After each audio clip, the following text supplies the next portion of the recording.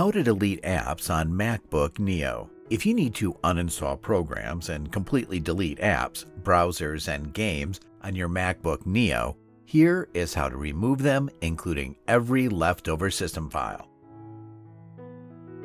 First, you can click on the App Library and search for the app. We're going to uninstall WhatsApp. We'll keep using it on our mobile only.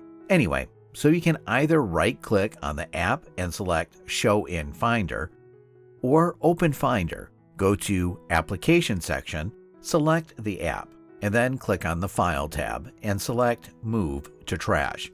Okay, here's the thing, and that is, if the app is opened and the icon is showing on the dock, right-click on the icon and hit the Quit option.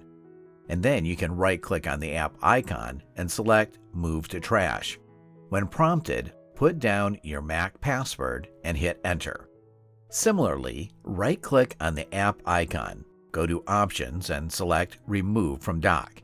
Now, a lot of system and leftover system files are still on your Mac if you are using the app for a while. So, on Finder, from the same Application tab, search for that app and hit Enter. First, click on the plus icon. Click on Kind, go to Other. In this file category list, search for System Files. Select the option, then hit OK. Now just make sure Any is selected in the other category. Click on the plus sign again, then hit the Name option. Select System Files. Hit Aren't Included and select Are Included. All the system files of that specific app will appear. We just have one file. You might be looking at hundreds of files. Now select all of them and move them to the trash. And lastly, right-click on your trash and just empty trash.